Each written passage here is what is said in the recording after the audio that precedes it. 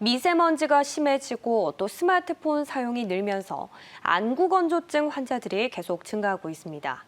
이 같은 상황이라 인공눈물로 불리는 저만액 시장도 매년 상승 곡선을 그려왔는데요. 하지만 정부 주도로 약값이 떨어지면서 제약사들이 어려움을 겪었습니다. 결국 5년 만에 국내 시장 매출이 역성장하자 제약사들의 시선이 발빠르게 해외 시장으로 향하고 있습니다. 고진경 기자의 보도입니다.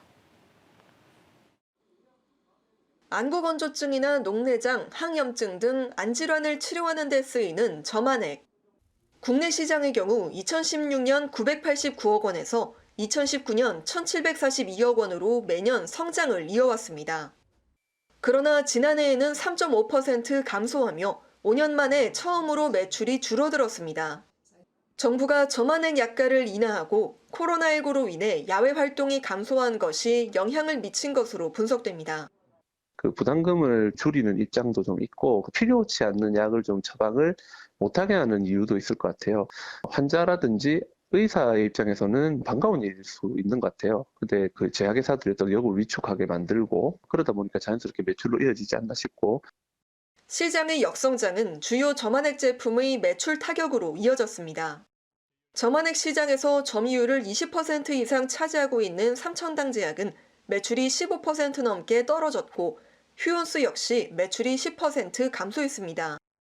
상황이 이렇자 삼천당 제약과 휴온스는 영역을 넓혀 해외 시장으로 시선을 돌리고 있습니다.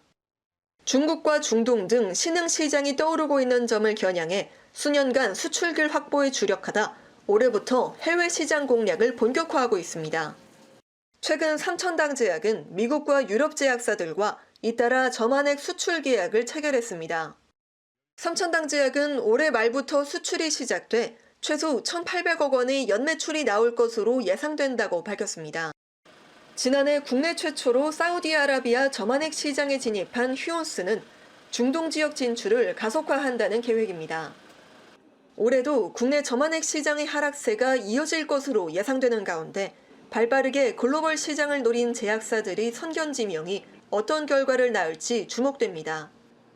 매일경제TV 고진경입니다.